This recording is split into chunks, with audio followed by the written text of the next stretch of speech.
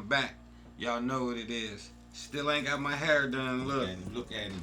Ooh, look this at shit that. got bounce to it and shit. Look, and it ain't got no juices and berries, no nothing. That's all natural. Yeah, man. That's that deep conditioner. That's that leave-in conditioner. No, not even that. It's washed out. It just got some mousse in it. Mousse. It got some mousse in it. You know, niggas like put the mousse in their head. Cause they shit ain't like this. Nah, how the fuck you talking about my shit dope? Hey, let's get into this interview. Got my man Low in the house. A lot of you people know him as Landover Stunt Department, and y'all think that he just shoot videos. But if you watch FREEZTV Volume 1, he's one of the featured artists that always came out and like allowed me to come to his shows and gave me the platform, made sure my name was on the list at the door so I can get in with the cameras. Just always, whenever he saw my microphone, he would grab the mic and pull his crew to the side and do what he had to do. So when I needed to shoot videos, if I need to borrow some money, if I need anything, he's somebody that I can always reach out to. If it's somebody, if I need help with credit, if I need help with finding a place to stay, if I anything I ever needed, man, this brother's just so resourceful.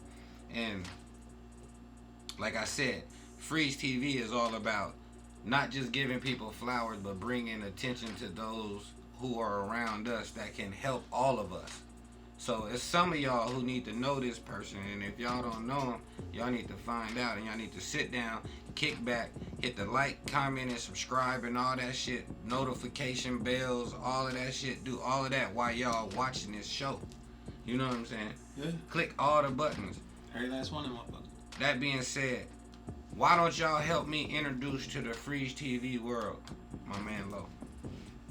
What up, people? But I'm not done introducing you. Yeah, oh my bad. I apologize, my friend. I just wanted them to see who you was. They know who I am, I think. Yeah, but I still got more stuff to say about you. You're a dope father.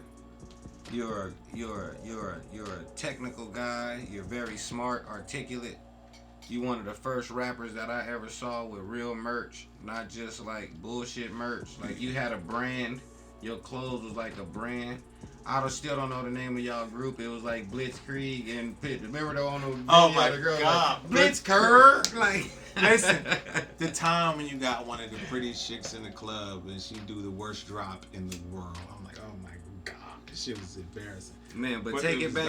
I want you to take it to the beginning, man, and let these people know who you are. Like, shit, how'd you end up in Arizona? Who are you? Where you come from? And let's just tell them a little bit about time? you. Yeah, we got about man. 5 minutes, man. Right, Make this shit quick. Okay, cool. I got you. Shit, born and raised in Landover, Maryland. So that's where the Landover Stunt Department comes from. Yeah. Okay, so you really stunting on us still. Symbolic, like I just like real subtle. Yeah, I just put where I'm from and everything I do because without me being where I'm from, I wouldn't be able to do this shit. You know what I'm saying? I came up probably a generation under the crack era, so I was just old enough to understand what was going on, but not really old enough to participate. You feel what I'm saying? Like they was like 15, 16, I'm like 9, you know what I'm saying? So I watched my hood change from like just everybody was poor. So when you poor, ain't no hierarchy. Nigga, we all poor. We all eating motherfucking welfare cheese, motherfucking canned pork, we all food stamps, shit, like all that shit. And then like over a summer, here come BMWs and motherfucking Ninjas and Suzukis and I remember seeing my man OG Marvin pull up in a Jeep with MCM all in it and shit. We kids, bro. Mm-hmm. So that's where you really start seeing that disparity in the hood. That motherfucking rich nigga, poor nigga. Even though we all in the same building. And this was going on in Landover. Yeah, shit, right. If DMV, DC, Maryland, Virginia. You know what I'm saying? So we a product. We are all shooter that Alpo, that Rayful Edmond, that kind of that drug trafficking chain and all that shit. Like that's the shit that kind of put us on and got us. I mean, we had the Colombian Connects too, but that was the shit that really put us on and got us on the map, so to speak. And at that time, just DC itself was like the murder capital of fucking y'all had the planet. mayor that was smoking crack. Yeah. That and funny thing, Landover is probably my house. Like the Redskins Stadium is in my neighborhood. The Washington football team stadium. So from where I live, 2 or 3 miles this way, you in DC. 2 or 3 miles that way, you in DC. You know what I'm saying? So we had a lot of similarities is the city. So what was it? What was it like being a little young jit? Like just seeing all of that, like taking all of that in. You don't realize the dangerous shit you're around. Mm-hmm. Like it was nothing to be on the playground and there's dope needles there. But we knew they was dope needles, so we knew not to fuck with them. But like if we had somebody who brought their green ass cousin to our neighborhood, they be running like, get the fuck away from it. It's a dope needle, nigga. Like I didn't know what dope was. I just knew it was a dope neodle and don't fucking touch it. Yeah. You jump over that shit, put a rock over it, you know what I'm saying? So it was so dangerous, but we were so used to it. It was everyday living for us. You know what I'm saying? Like we didn't have gangs and shit like y'all. It was more neighborhoods. But first time I seen a motherfucker OD on the curb, just gone. We walking right by that shit. Mind your business. Mm-hmm. Get the fuck away from it. Don't touch her. She alright. Don't you doing? So it was dangerous, but it was fun as shit. Cause we still had a country element to it. I could still go play in the creek. I could still go, but then we played in abandoned buildings. I could still go play football and basketball with my friends, but the motherfuckers across the street, we had to fight them. That's what it was. So you just had all of these different things going on in your hood. You know what I'm saying? It was like a small ecosystem. And we was safe in this shit, but it was dangerous at the same time. I don't know if I'm explaining it right. Like perfect, because I kind of grew up in the same little dynamic. I could go through a hallway of hustlers and killers and gamblers and all the acronyms you can get and get money, go to 7-Eleven, get me a Slurpee, come back, play ball with my homies, might get in a fight, fuck it, it is what it is, but it was just it was safe for us. Mm-hmm. Now a stranger, get your ass on, but for us, it was kind of safe. So just growing up in that era, watching crack, what y'all call it, PCP, we call it boat, water, and shit like that. Mm-hmm. Watching that, all that shit is wild to an onlooker, but it was just Tuesday for us, and we was gonna play. We was gonna go play football. I don't fuck who tripping off of what. They stayed their ass off this playground.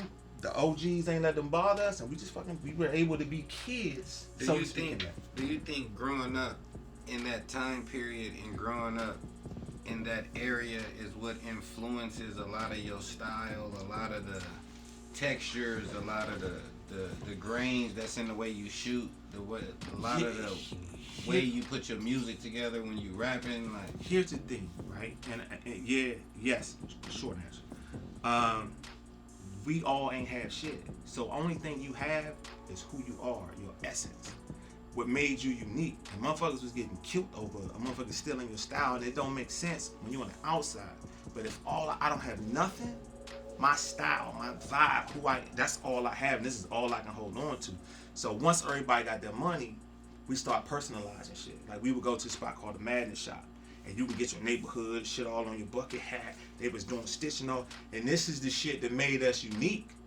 And these are the layers. Like, yeah, we all from Belhaven, so you gonna see Belhaven crew here. You might see nigga go get a fucking Gucci jacket, Versace or some MC, and throw Belhaven on that shit.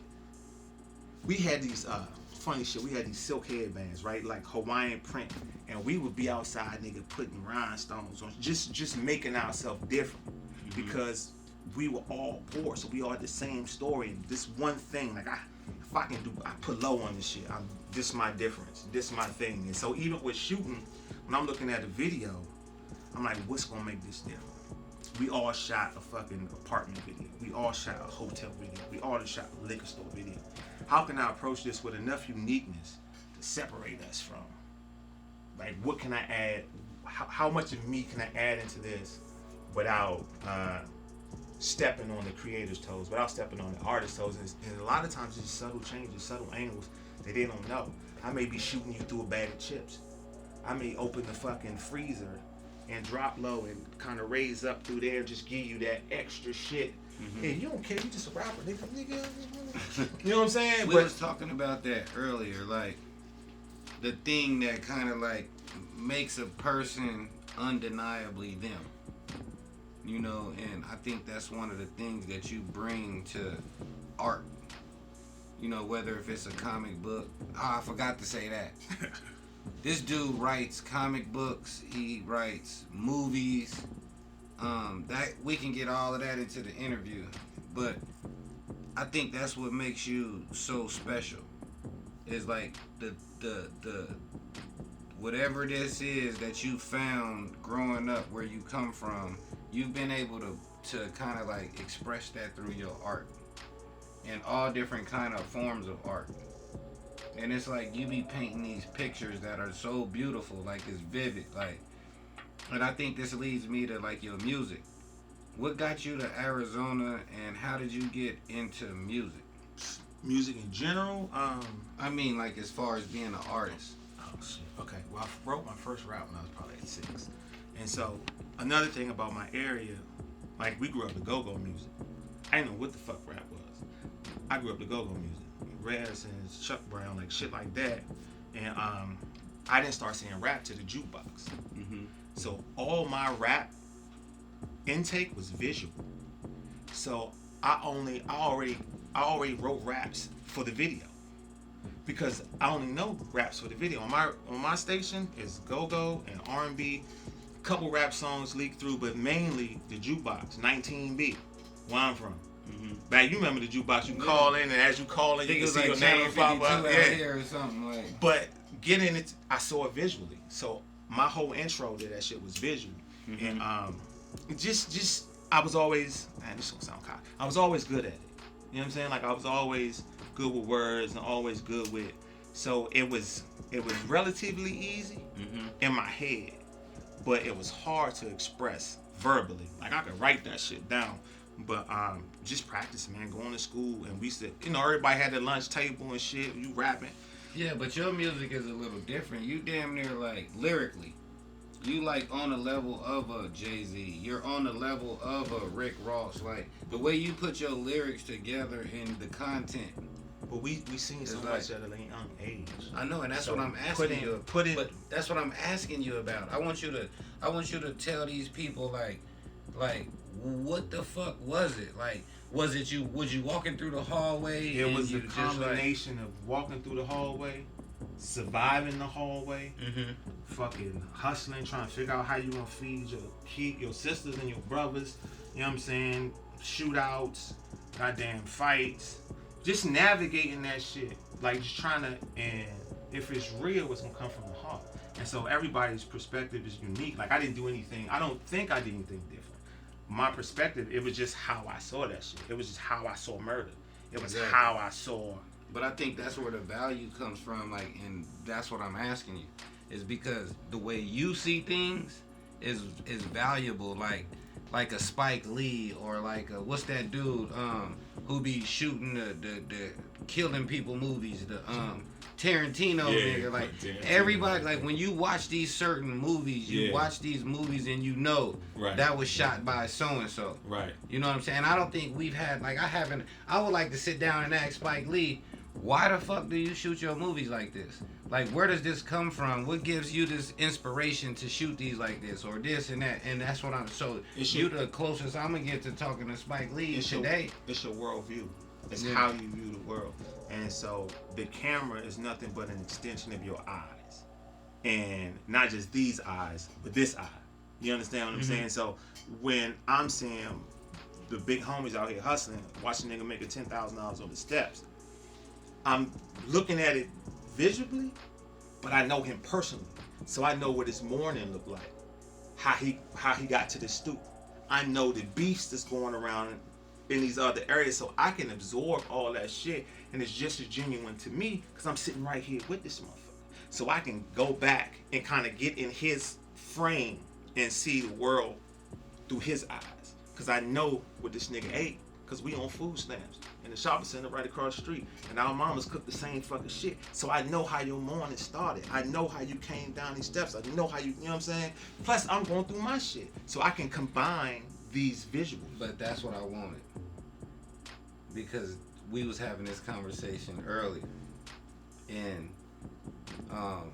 me and Doobie and some other people, we were having this conversation, and the conversation was like about bringing validity to things, Right. and giving things the backing, or giving it the whatever it needs to give it its validation. Right. And that's what you do. Yeah, but I'm careful about it too. Yeah, but it comes from a space though. Yeah. Like you said, I saw the brother go down the steps. I watched it. Right. Like, that's what Freeze TV is. Freeze TV is giving a glimpse of everything that I see in Phoenix. You know, when people see Low filming a video, they don't know that Low is the best rapper. I would say that. They don't, not for real. I think, I got a list of who I think the best rappers are. And I bet you my list of who I think the best rappers are can out-rap anybody in Phoenix. For real. I got a cold list with Two Tone and you and a couple other people. You know what I'm saying? There's some people out here who are fucking amazing. But people don't see it because it's not projected that way. Right. So me, I'm the one who's seen y'all walk down the steps. Right. I've seen y'all take the Gucci jacket and put Blitzkrieg on it. You know, I've seen y'all. So that's why I wanted to do Freeze TV, is so I can introduce the world to my friends. Right. Because I got superhero friends. You know? Right. Like, my friends are fucking, like, like you. You awesome, bro. And if don't nobody tell you how fresh you is, I'ma tell you. I'm old man fresh. You know what I'm saying? Yeah, but not just, like, humble is great. But reality is reality. Yeah. You know what I'm saying? Like, you one of the best at everything you do, whether if it's dropping merch, if it's rapping, if it's videography, if it's comic books, if it's credit repair, if it's mortgage refinancing, if it's whatever it may be that you do, you always stand on a status like of. And earlier we was talking. See, it all goes back to the conversation, and it all feeds in. Excuse me. One of the artists that was in here earlier, she was like, "Well, what makes this different from this?" And I was like, "It's just standard." Right. You know, it's somebody who gonna come get a haircut from me they gonna go over there and pay 20, but when he comes see me, I want 50. Cause you know what it is. It just is, Yeah, you know. What it is. This is the standard that I'm gonna pay attention to detail, and I'm gonna make sure you get what you're supposed to get. Right. But that's what I get from you all the time, not just with videos and not just with music, but just as a person. But we hustlers, Freeze, and you know slow feet don't eat. You feel me?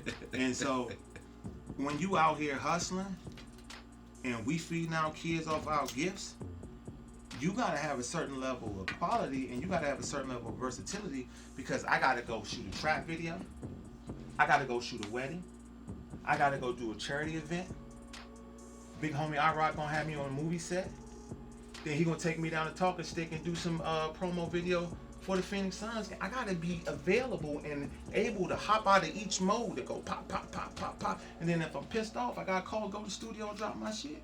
And I ain't even no rapper, I'm just get some shit off my chest. But we hustlers. And so when Comic-Con call and you get an invite from one of the coldest motherfuckers in comics to come show up, you got to show up. You gotta show up. Like, I got an IMBD credit, bro. I'm from Landover, Maryland. 20785, nothing. My neighborhood was literally sinking in the sand. I grew up in a lodge. It was on a swamp. It was sinking, bro. That's what I come from. I had to create out of that shit. All my toys I had was broken. That's how I got to write and got to create. I had to figure out that next part. How I got to write, and my comic books didn't come out issue after issue. We got issue 1, issue 6. I got to put together 2 through 5. I had to do that shit. I had to work through all that shit myself. That's how we got creative. You know what I'm saying? It wasn't like, yeah, it's a gift. We all got gifts, but it came from a place of lack. Mm-hmm. We had to crawl out of lack. You see what I'm saying? So being able to walk into a room with a suit on, take that suit off and go shoot dice and go fuck with you on the pool table, that's just being socially versatile. That's just who we are as black people. You know what I'm saying? It's just my little bit of uniqueness, your little bit of uniqueness. You know what I'm saying? Look at all the shit you do, bro. You got 2 barbershops probably open right now, cutting egg. The shoe repair. You doing this right here. One of the hottest records, the only nigga with standing billboards in Atlanta where you can walk up and take a picture with a picture of yourself. You know what I'm saying? Like, merch and shit off the chain, shooting videos and all this shit come from us hustling, figuring out a way, whatever situation you put us in. I came out this motherfucker On the left on a Thursday, showed up. It was 68 degrees. I showed up on a Saturday. It was 120 degrees. I'd never been that hot in my life. I was ready to go home. Then I saw, I said, oh shit. This motherfucker wide open. I'm like, I could do something here. But I was hot as shit in the process. So I said, first let me figure out how to fucking cool off, then figure out the lay of the land, and then go from there. But man, we hustle. Above all else, we hustle. And hustle don't always mean negative shit. Like, we gonna make it. We gonna make it. Wait, we got kids. We gotta leave our kids something. So I gotta go extra hard. So when Juice pick up the camera, he walking through the house, he got references. Even if he ain't looking at me, he looking at this, he looking at you. Uncle Freeze do this, Uncle Charlie do this. You see what I'm saying? So it just came from need. And you know, once you're back against the wall, you gotta come out swinging. And you just start hitting some shit. You know what I'm saying? It gets work. So you out here, you burning up, you found you somewhere to cool off, and you start scorching on the music. Man, shit. Doc Pro, bro. My neighbor across the street from me, funny thing, I never knew about crystal meth at all. 23. This motherfucker talking about smoking G and all that. I'm like, bro, I drink Hennessy, and I'm fucking with these women. I don't know nothing about that other shit, but Golden's brother Static was his homie, and I let him hear my music, and then they sent me to the studio with mix. I had a fucking Acid Pro 2.0 beat I had made on the computer, but I had all my old shit. I went in there, dropped that shit, and they was looking at me all funny. I'm like, bro, yeah, let's go, next beat. He played some shit, cooked that shit, played some more shit, cooked that shit. Like, nigga, yeah, this, at that time, this is what I was doing. And if I wasn't doing shit else, I was gonna wear your ass out on this fucking track. So from there, I just kind of snowballed. I started going to O'Malley's, found that open mic. Kitchen was up there killing shit. Killing. She scraped me, bro. Oh my God. They used to put us on a post, and I'm up there all cocky and shit, and I'm drunk as the bum on the side of the fucking street. And I get up there, get the Kitch hit me. Pop, pop, pop. I said, oh my Jesus. She the dopest motherfucker I done heard out here. Then I start going around and seeing shit and just getting in shit. And I remember this show, Mixon dragged me to. I ain't want to go, but it was Chokehold with Rugby, Richie Adams. Scumworks with Blurry Eye on that motherfucker. Phoenix Sector with Atlas. And Psy. And a couple of them I can't remember. But this is when I start seeing what was out here talent-wise. And Peter Roy in the parking lot. And Sue Hef in the parking lot. And the Kai in the parking lot. All these motherfuckers in the parking lot. This show was cold as shit. I was like, bro, I will pay you $100 just to let me get up here and rap. Fuck that, they gotta see what I was doing. Fucking Blurry Eye, bro. Like, I can't even. That motherfucker pushed my pen. Him and lyricists. Oh my God, them niggas were so cold. I called my niggas. I said, bro, the Chokehold with fucking Rugby. And God damn it, he used to call himself the General. I can't even think his name. Fuck, he gonna be mad because that's my nigga. But they was hard, bro. And it just, now I was like, okay, this is what we doing out here. Y'all got me fucked up. I took personal offense. I was excited, but I wanted to compete. Not to show them that I was better than them, but just to show them what I had in general. Like, nigga, this is what I could do. And it just went from there, man. We started meeting everybody, going all these circles, Famous Sam's. Heat used to throw that, shout out to Heat. They used to kill that shit. We went up there. And Last Call, the fucking Buzz, Jackson's on 3rd, the Blaze on Friday. You already know Penny Drinks.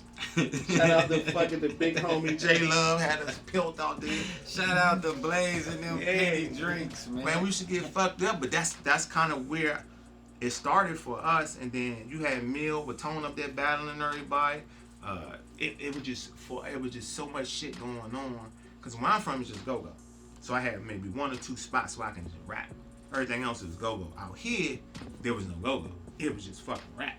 Or, you know, the Southwest version. And I was so different, I kind of stood out because everybody would sound like West Coast or like this awkward ass New York kind of thing that was going on. I didn't get it, but I was different just because I was from somewhere different. I wasn't trying to be different. I was just me from Maryland and Arizona. And it just kind of grew from there. How did you end up in the group, Blitzkrieg? Shit, we was on Doc Pro. We had a production deal on Doc Pro. I met Finesse on Doc Pro. And fuck it, she was the dopest one there. And then we started going to Famous Sam's and we started going to Last Call. That's what we saw red at last call. And we were doing the competition. And this motherfucker here, bro. R to the ED, to the It was nothing you can do. He was damn near like Bruce Lee glowing. This motherfucker, he was just in a zone. And I was like, I said, we need him. I said, I don't give a fuck what we got to do. Because he was up there by himself. He got off, everybody screaming and hollering and shit. And he just kind of went off to the corner. He related to Vail. He related to one of the members of Heat. But this nigga was so cold, bro. He was like us. We felt like damn, he the missing piece. And we all just gelled and was like a family. It was like a day one thing. It was never this filling out process. We sat down, we ate food, we went to the studio, and we've been like this every time. And we was a group. Man, I love to catch him. I used to just catch him walking in the club or catch him just put the mic and he'd be like, R to the ED.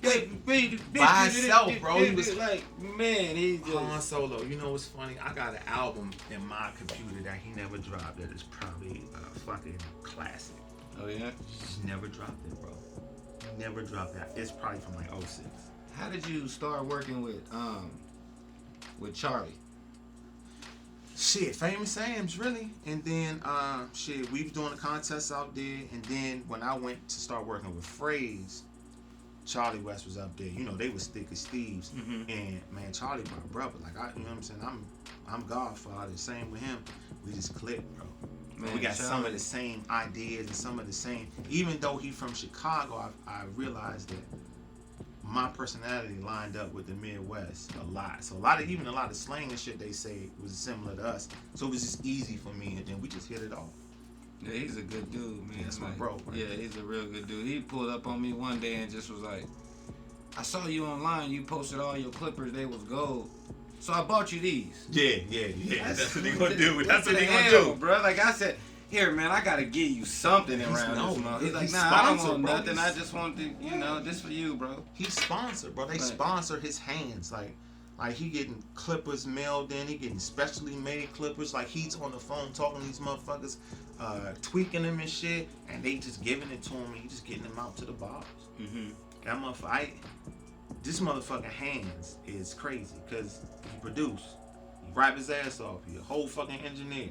And he can cut the fucking head. Like, we hustlers, bro. You can't. We gonna eat. Yeah. We gonna eat. We don't give a fuck what it is. He's also one of them people that I can call. I can call him at 3 a.m. and be like, man, hey, man, come over here, man. I just want to talk. And he gonna be like, man, bro, I'm on my way. Good spirit. Like, yeah, I'm on my way. He get out. I love it. Hey, he's a good brother. So, let me see. You don't. I see you don't really want to talk about the music too much. You keep trying to like. All right, we can talk about the music. We can talk about the music. So nah, man, we finna keep going, man. What's up with the Veil series? What was that like shooting the series? I was honored, like because I started going to another level when I got here. So I'm sitting here hearing these stories and I'm meeting these people. And I'm hearing the AZ Mike Mule story and about all this shit. And so when Boog approached me about writing it, and he was like, just tell me what you need. I wrote down a list of what I thought we would need. And the shit started showing up. Amazon and we at Icon Radio, he dropped a whole box of shit. I'm like, bro, he's serious. Yeah. I'm like, all right, then fuck it, let's get it. And just going, it was fun. Amazon. Yeah, that shit is, you know what I'm saying? Look, man, look. And I remember Boog, even from Famous Sam, rapping this motherfucking ass off, bro. All these motherfuckers who used to come through Famous Sam, we probably need to do a Famous Sam documentary. But once he dropped that shit off, I knew it was real. And then I partnered with Brittany, she from Atlanta, write her ass off, bro. She is super cold, got movies and books and shit all under her belt. And we met by happenstance. Shit, you know, the universe just work how it work, man. God gonna do what he gonna do. And we put it together. I think we wrote like 10 episodes. And this is right before COVID. Like the winter right before going into COVID. And we just went to work, bro. We just went to work. It was dope seeing Diesel out there working. Because I think this was a breakout role for Diesel. But Diesel and Boog damn near need their own show. Off of them two characters. Boog is a fucking SAG actor, bro. Like we don't appreciate what's around us. This motherfucker is a real live actor, bro. He credits, you know what I'm saying?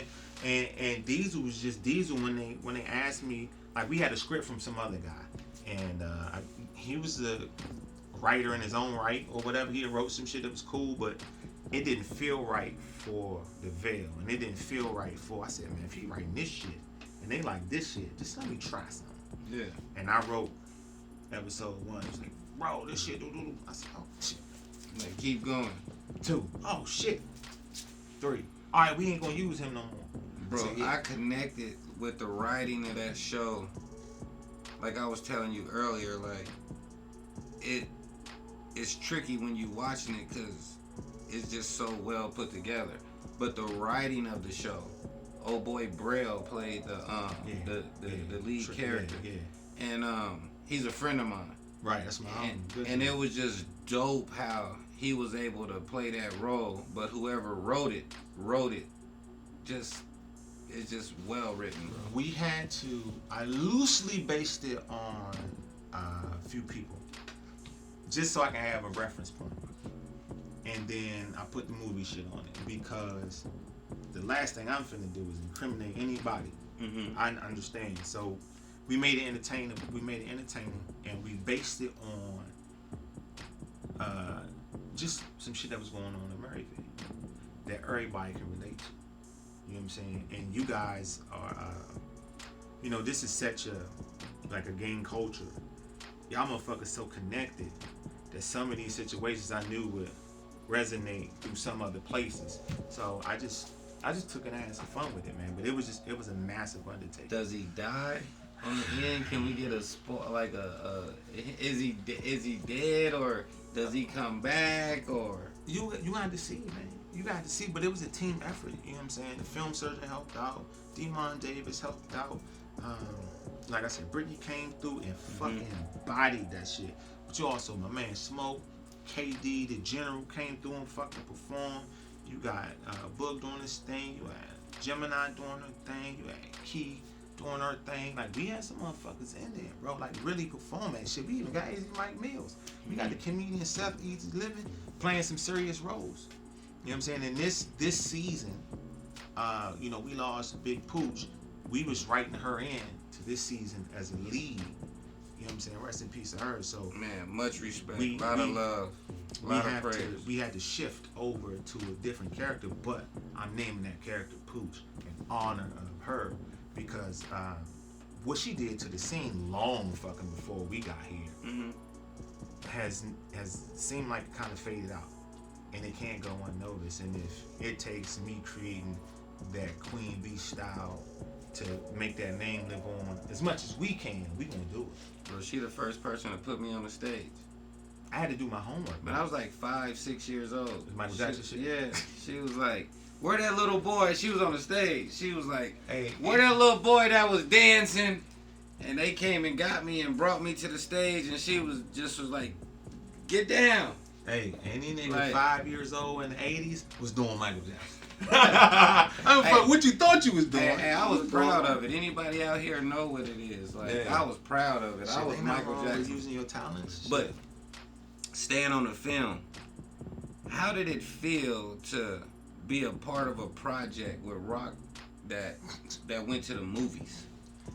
Bro, that was like nationwide, having premieres nationwide. I had a minute part in that, and I just helped with some promo shit. But the new film that's coming out, like, Rock is amazing, bro.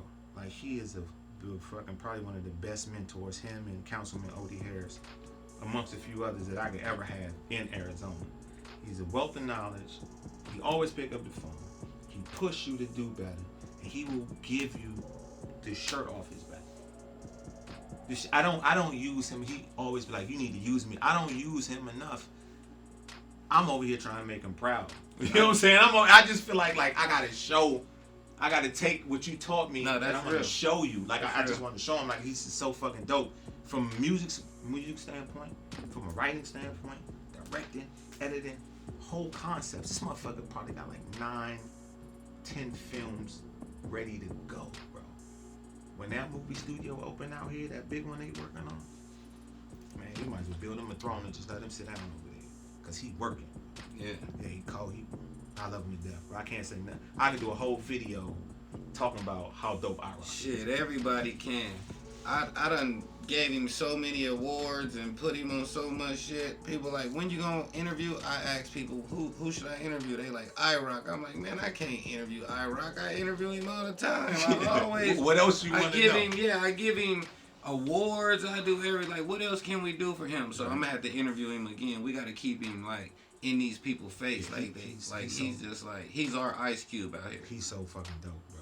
Yeah, like, he's our own Ice Cube. And to be able to like to cut into him, like, I don't know how I got this access to him, but I'm like, I can just call this motherfucker. I can just call him right now. Right now, I can say, he gonna pick right the fuck up. What's going on? What you need? I saw this. He watched everything we do. He giving me pointers all the time. He's just a dope ass. I don't know which movie he doing now, but I got a little role in one of these movies he kind of coming out. The Unhitched King? The Unhitched? Yeah. We I'm with Scooter. We walk, he getting kicked out the house, the girl kicking him out the house. He really he gave me the outline. And he really let me take a crack at the script, bro. Like I didn't know if I was up for it, but there was no way I was gonna let him down. There was no way I was gonna not take this assignment. Because if he saw something in me to say, I think he can do it, I was like, fuck it, I'm gonna do it. And shit, we had a lot of collaborators on it, but I was just proud that I was like, I'm writing this shit, and I'm like, bro, I'm writing a movie script. Yeah, and they got real actors, like actual actors. Yeah, like this shit, IMBD, like this shit coming out, and I wrote this shit, bro. And I'm from Landover, man. Like I keep on going back to that. Like I'm from this shit, and like it just show you, man, just where your talents and where your attitude can really get you. You know what I'm saying? So what do you see in now that we done talked about music, we done talked about film, we done talked about where you come from. I want to talk about comic books a little bit. Oh man, how did you get onto that? And bro, I could tell you the night, bro. I'm in Club Ring. DMX is in the club. Ari Spears is in the club. Crown Royal drinking ass nigga, he is. So he in there doing the impersonation of DMX. DMX in on stage and do whatever song he impersonating. But when I'm watching around the club, it's niggas is in there popping mollies and doing E and just being fucking weirdos, bro. And I was like, nigga, I'm done. Like, if this is what this is, I don't want to be a part of it no more. Because once these niggas got high, they start moving real funny. They start getting real close to each other. It was just like this thing. And I was like, bro, I'm not doing this shit, bro. This can't be rap. Like, this can't be what I'm doing right now, bro. And over that weekend, was on the wrong drugs. Them niggas was in there. They was just real fluid. Niggas be popping ecstasy with their homeboys. Oh, yeah, I was like, why you in the gang of guys? But anyway, that weekend we go downtown. Me and Finesse, we downtown Glendale. We go through the store drawing the comics, and they're having this like this little mini convention. Mm-hmm. And I walk in, and I just remember being a kid, bro. I would take $2, go get me a donut, comic book, and play Street Fighter. That was my daily, and it just put me right in this place. And my brain was just on. We need a hero. We need somebody to look like us. We need somebody that, you know, and it just wouldn't get out of my fucking head. And so I started writing. I just woke up and fucking started writing. Like, it just felt all the rap and all the, fuck that. Young guy, he's this. What can he do? He can do this. Like, what haven't we seen in our community? And I just fucking started writing, bro. And once I started writing, we started looking for artists. And I landed on Chuck Taylor. Charles Chuck, motherfucker. The coldest. His hands with a motherfucking pen or ink mark or anything you can put in. He the best, bro. He's the best. He got the best express, all that shit. And we gave it a run, bro. And a nigga from Landover and a nigga from Phoenix ended up in San Diego Comic-Con. Get mentioned in one of the biggest black panels of the weekend. I stood up and asked a question. It's like, okay, cool. We see you being modest, Lonnie Lobo. What's up with that? In the whole fucking room. We walked out there with invites to other cons. We walked out there with distribution, 12 stores, 200. Like, we walked out there just from just from going hard, bro, and doing what we believed in. I had no idea about the comic business, so I treated it like the streets. I know I hustle. So I saw what they was doing. I said, okay, they doing this.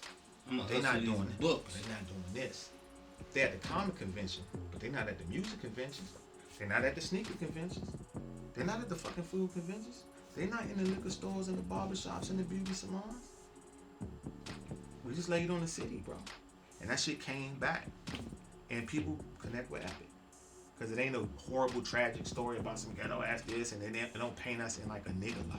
Mm-hmm. Which ain't nothing wrong with that shit. It's almost like Egyptian gods. Yeah, like, I took some elements from put together like I like space shit.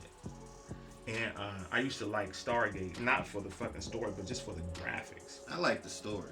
You know what I'm saying? Stargate? Yeah, the original Stargate. But I like the graphics. Like, standing there, shit, just like, nigga, that's cold. So I just took some elements. I based it on some people I knew, so it was easier to write. You know what I'm saying? And from there, I got with Chuck and I talked through it. Like, he's more of a comic historian than I am. This motherfucker is a comic library, and he just started pulling the images out, and we just started working, and we had a good run, man. And then shit just got strange in the business, and then we had a little riff. Well, we back good now, but it got exhausting after a while. It just takes too many pieces. You know what I'm saying? A comic, it has to be a team, and that shit has to run like a well-oiled machine. And I think we did as much as we could for as long as we could. But we got some other shit back in the works. Man, that's dope, because I'm excited. Thank you for helping me even get the concepts and the stuff I was doing with our comic book. Like, we still got a new artist that's cold, so we still got time to build. We gotta do it, because Third Son was dope. Because I'm looking at it like this a movie, nigga. This Fifth Element all over again. This a new Total Recall all over again. Like, the ideas you had that we was able to put together was crazy. Yeah, you know what I'm saying. So, but your pen game is just so crazy. Just like, but I know you, so I can put you in a wild ass situation and like he'll probably say this. You know what I'm saying? And I just got to build a world and just allow your character to move around in it. That's all I've been doing. You know what I'm saying? Like, I'm not formally trained. I just write what I like, and thank God people seem to like it too. You know what I'm saying? And I've had some big wigs pull me to the side and give me some pointers. I've sat in rooms with guys that are in movies and on, you know what I mean? Just as a student, just being humble and shutting my motherfucking mouth and listening to what they had to say, soaking up all that shit. And we was able to put something nice together, dope ass run. So, what can the people be looking forward to from you? What's coming next? What can we look forward to? Veil season 2. I'm about to get back into Epic, but this time we're gonna start doing shorts now. Now that we behind the camera, instead of waiting on the animator, we gonna just use live action shit. Now that I've tapped in, I got these people. We gonna start doing shorts. Me and Boog writing some scary movies. We gonna do some action shit. We wanna just show, like, there's a market for everything. You know what I'm saying? Like, when I saw Avengers, I was in Landover. 8 fucking theaters, all of us, all black people. So there's a market for science fiction in our demographic. There's a market for spy movies. There's a market for horror. There's a market for detective movies. There's a market for dramas that ain't always surrounded by the hood shit. Yeah, it's a market for the hood shit, but it's other shit too. It's people who want to see magic and fucking spells being casted and want to see fucking werewolves and vampires fight and want to see niggas shoot some powers. We got, and so we working on that, bro. We catering to all of those different. Man, I-Rock got this story. I can't even spoil it. It's so fucking cold. I cannot wait till he give me this outline. I'm gonna kill it, bro. Plus all the other shit we doing. Plus, we just BBX Media going. We about to get back up. About to get back in the streets and do some more charitable work with these kids, man. And get behind the artists that I like and supporting, and just strengthening my relationships within the industry, and just having fun, man. Any more music? Can we look forward to any music? I just dropped a little freestyle, man. Like, my mom's not well, right? She's diagnosed. I'm sorry to hear that, brother. And so how I handle that, like, the shit pissed me off, but it's it's cancer. What can you do? You know what I mean? Ain't nobody do nothing to her. Ain't nobody. So I can't physically go out and take that shit out on the motherfucker. So I had to beat the beat up. You know what I'm saying? Like I couldn't, you know. So shit, I did a couple joints. Felt good, but I'm not in pursuit of music. It's just how I'm handling what I'm going through. Yeah. You know what I mean? So it's just there's music there, but and it's out because it's just a process. It's so easy to put music out now. It's a process. I went over Rich Grand and dropped a joint. He had a joint in there. I'm like, oh, here we go on this shit again. So I wrote something. Then I had something else, got it off my chest and put it out. And Jazz shot it. Bobby Denham's co-starred in it with me. She killed it. She killed everything. And I just put it out, man. I've been getting, my inbox has been going crazy. That's dope. Like, motherfuckers want me to perform. I'm like, bro, I'm not, goddamn me, no. Yeah, but you just so dope, bro. I'm not doing it, man. What I want to do, I want to be an elder statesman that I am. Look at this talent, tap in, see where I can help. See who doing good business. Let's do some good business. Let's connect some people. You know what I mean? I've done all my frontline work. Let these youngers have this shit. We can still have fun. Like hip hop is aging with us as we grow up. We the same age as hip hop. I mean, maybe a little older than us, right. But you know what I'm saying? Like, we don't know what's coming, so we can have fun in this shit. I'm 42 and I made it, but my 42 and my daddy 42. That nigga was a 42-year-old man. You know what I'm saying? Cool as fuck. But you know what I'm saying? But it's different. Yeah. And so I'm able to remain relevant and staying tapped in with talented artists who just dope. And so they push me to create. Cause I'm shooting 19-year-old videos. So I gotta be tapped into what the fuck 19-year-olds doing. And what they want they look to be like. Shit flying all over the place, shit falling out the sky, hopping all over the place. But they keep me fresh and they keep me looking and they keep me sharp. So yeah, I just want to help where I can in the city, in the scene, and the DMV and all the places I done touched, and everybody will show me love, and just kind of get in and get out. Help me get back to that stuff. Before we get out of here, give these people a shout out, man. Who you giving some shout outs to? Who you giving some love to? If I miss anybody, they gonna kick my ass. So just all of them, huh? I just want to shout out, man, AZ Hip Hop, bro, and AZ Radio, AZ Videographers, because we don't get no love. All the AZ podcasts, all of the AZ motherfuckers who print merch, all the AZ motherfuckers who dropping mixtapes, all the club motherfuckers, all the AZ radio stations, internet, satellite, terrestrial, all that shit. Like, this shit has grown so much, but I also gotta salute the OGs, like all the people who laid the groundwork, bro. And y'all know who y'all are, and I don't want to get into naming and all that shit, but I'm sitting next to one. He was our, and I don't want to be disrespectful, but he was our Smack DVD. You had FREEZTV. When them joints came out, you was sitting down watching it. He did a whole movie premiere, like a movie premiere. The only person I know who rented out a movie theater in the middle of the busiest street, fuck that.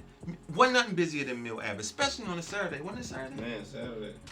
And he bought our first, like, our big major sound artist out to open this whole shit. FREEZ did that shit, man. And from that, we've grown so much as a scene. There's still a little bit of infighting, but I just want to shout out AZ. We on the right path. We got a little more shit that we need to do, but I mean, you can't make an omelet without breaking a few eggs, man. So I just want to shout out everybody, and I appreciate everybody who rock with me, who spend money with me, who shop with me, who sit and take my advice, or let me help them work through whatever they got going on musically or creatively or anything. So that's all I want to shout out, everybody. So if people want to get some loans, if they want to get their credit right, Oh, if they we gotta talk about that. So listen, I am a commercial finance consultant. In layman's terms, we do business loans, but your business gotta be together. And if your business is together, we can get you paid. And I can go up to $2 billion, and that ain't no cap. If your business is right, and what you're doing requires that funding, but on our ground levels and our surface levels, you can holler at my partner Brandon, get your credit squared away, and we can go from there. Sky's the limit. The thing with commercial real estate, if you want a commercial real estate loan, It's really based on the property. And so from there, we move up that way. If you want to do some factoring, merchant cash advances, we can do that, hard money loans. All of that. You can reach out to my partner, Andrew Linton. You can reach us at iconcommercialcapital.com, IKON commercialcapital.com. And it's real. It's out here. The money's out here. It's been kept from us in our community for such a long time. Sometimes it sounds too good to be true. It's not if all your ducks are in a row. If your business is in order, it's money out here for you. So we can definitely help you with that. And anybody can reach me, hit my inbox, and we can talk money. I'm down to help you grow your business. That's love. Like, that's one of the biggest feathers I can put in my hat, is helping a small business turn into a bigger business that can employ more people in our neighborhood. Small business makes the country run. Don't let nobody lead you that make that mistake. I'm sitting next to an entrepreneur right now who hires people and take care of people. Yeah, I believe in that, man. Yeah, you got to believe in that, man. Yeah, I believe in that. Like, I believe in that. Like, I'd rather work for somebody any day. Like, too late, you hear that. But I'm just saying, like, I'd rather deal with people. Yeah. You know what I'm saying? And if y'all didn't hear what the brother just said, he said he can access a couple billion, man. So, you know, if your credit is right, get it. If it's not right, get it right. Yeah. You know? Business plan in order. You can holler at my girl Brandy Smith at Wealth Solutions. She'll take care of you on that side. I know a few people, but that's our go-to. We just did something big for a trucking company, man. Got them on their feet, got them squared away, and then we about to work on something else that's gonna put them in a seven-figure space, man. It's real out here. It's real out here, and it's available to us. We just didn't know. Now we in the game and we know. Like, so that's one of the biggest things that they say causes small businesses not to really succeed and make it. It's just operational capital. Yeah. And having good credit and good lines and working capital is gonna make or break your business. And the trick to having good working capital is make sure you got a business that's gonna generate some income. Because once you inject that working capital, now your business should be working and you should be getting money coming in. Like, I wouldn't spend money working capital to build something. Like, I think first jumping out, you should get some turnkey businesses. Grab you a few multi-level, multi-unit family properties. Grab you something that's already existing so you're making money off the break. Then you can take a chance with something. You know what I'm saying? You in real estate. They ain't making no new land. You're going to always have some money in your pocket. You know, but I wouldn't have jumped out and did trucking unless I had an existing trucking route. I had an existing logistics space that I know coming out the gate I'm making 200. You know what I'm saying? But I jump out and get an apartment building. I get 8 units, do the whole Section 8 flip. Mm-hmm. That's gonna make money because people always look for somewhere to live. Shit, the way they're raising prices out here now, you can just get whatever. These motherfuckers, like, boy, you live in a matchbox out here for about $2,500 a month. Shit crazy, man. Shit crazy. Yeah, man, they not playing, bro. Them people from LA done came out here and drove the prices up so high that the people who from here are gonna be just down there, around there in the tent city over there. Yeah, but it's money out here, man. It's money out here for your business. Having a legitimate business, going through all the steps, and having a solid business plan. That just, hey, we need 500,000 because we got this and this. Having a fleshed out business plan, and it take money to make money. So have a down in mind. You know, if you're looking for 500, you might have to put 10, 20% down. Mm-hmm. But you gonna get it. Flip it, refi it, go get another, rinse, wash, repeat. 4 units, 6 units, 2 units, 8 units. Now take a chance with something. Now you can open a store. You know, you got cushion, you got working capital. If it don't really work and you got a folder to sell it, all your ducks ain't in, you know what I mean? Mm-hmm. All your eggs ain't in one basket. You can do other things. So it's definitely money out here for any idea, software idea, all kind of shit. Like restaurants, it's money out here. But, you know, you just gotta be ready to play the game. And part of that is knowing the rules and having your paperwork situated. Man, y'all hear it. Know the rules. Get your paperwork situated.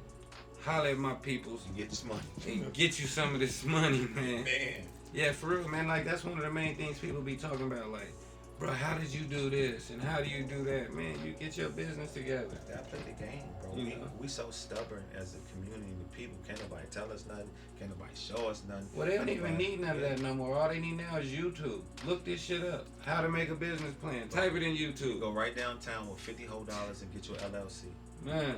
Go get your trade name and go apply for your goddamn EIN number. You ain't gotta leave your house to do that. You can do that shit right on your couch. Yeah. Get your Sam's, Dun and Bradstreet, right in the chair on your couch. Go get your capability statement, right in the chair on your couch. Start being on government contracts, right from the chair in your house. It's right here, bro. Mm-hmm. So I mean, right now, everybody who is up to that, the knowledge is out here. So. Yeah, we down, man. If you need some help with that, if you need some help with anything, I offer it. I don't care what it is. Just holler at me. That's dope. Yeah. I appreciate that. I appreciate you. Hey, man, and y'all make sure y'all tell him that FREEZTV sent you, man, so y'all can get the cousin price, man. This my people's, man. He gonna make sure he get you right, bro. Ain't no cousin price. Bro. And I need like 5%. I'm talking about for me, not for you, them. Shit. The price, like, the price is the price. Yeah, man. the price is the price, man. Like, you know, yesterday's price is not today's price, man. No longer today's price. Man, so, what a man. Like, man, I just want to ask you so much stuff. I want to keep going. I want to talk about money. I want to talk about everything, but I'm finna get the hell up out of here, man. Yeah, I'm gonna bring you back. If we can't talk about everything, wifey gonna kill you, huh? Now, little man gonna get you. You know, he's a superhero. Yeah, but he sleep now. He sleep. He had to lay his superpower. I saw him online shooting fireballs. Yeah.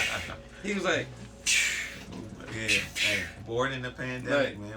I just trying shit out just so people can know, like, I can do the effects. You know what I'm saying? Mm-hmm. I'm just not doing them for cheap. yeah, that was kind of like marketing. Yeah, we got a lot of response from it, man. People love it, man. You know, cute kid having fun. Man, thank you for all the stuff you did for DB. I appreciate that. Oh, that's my bro. You all see how he looking? Oh, man, you guys look amazing, man. Just everything you do, man. Just thank you for being you. Oh, man, appreciate it, man. You know what I'm saying? Thank you just for being you. Thank man. you for being you. You know what I'm saying? My pioneer in the Southwest. You even gave us the whole concept of we gonna shit at a pool table. We gonna do like you just. Come on, we not done. I gotta get Judge back on there. He the only person that beat me. And it was like, I think that was like episode 10 or something. I'm gonna look through it, but Judge the Boss, he kind of beat you. He too. beat me. He scraped you. Like, I'm gonna whoop his ass when I get him back on it. I think he beat you like I beat you at the break room.